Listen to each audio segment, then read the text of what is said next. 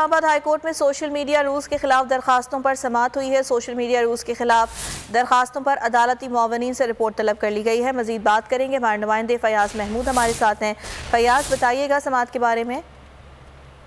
جی، chief justice اسلام آباد high court نے اس case کی سماعت کی ہے اور انہوں نے آج جو عدالتی معاونین ہیں اس میں رپورٹ جمع ہوئی، لیکن باقی عدالتی جو معاونین ہیں ان کو عدالت نے ہدایت کی ہے کہ وہ آئندہ سماعت تک اپنی جو رپورٹ ہے وہ جمع کروا دیں۔ عدالت نے استفسار کیا کہ کیا تمام عدالتی معاونین نے رپورٹ جمع کروا دی ہے، جس پر ایڈوکیٹ ایمان مزاری نے عدالت کو بتایا کہ کچھ عدالتی معاونین نے اپنی رپورٹ جمع کرانے کے لیے اب وقت مانگا ہے۔ عدالتی معاونین میں شامل ایک فریحہ عزیز کی جانب سے جواب جمع کرانے کے لیے وقت مانگا ہے، جس پر عدالت نے پوچھا کہ انفارمیشن تک جتنی رسائی ہوگی اتنا ہی معاشرہ بھی بہتر ہو جائے گا، اور انہوں نے کہا کہ آئین کے آرٹیکل 19 اور 19(1) کو سامنے رکھ کر دیکھیں تو 3-4 چیزیں اہم ہیں۔ آزادی اظہار رائے کے نام پر نفرت انگیز یا اشتعال انگیز تقریر نہیں ہونی چاہیے، جس کے بعد عدالت نے 7 مارچ تک اس کی سماعت ملتوی کر دی۔ جی ٹھیک ہے فیاض، بہت شکریہ آپ کا۔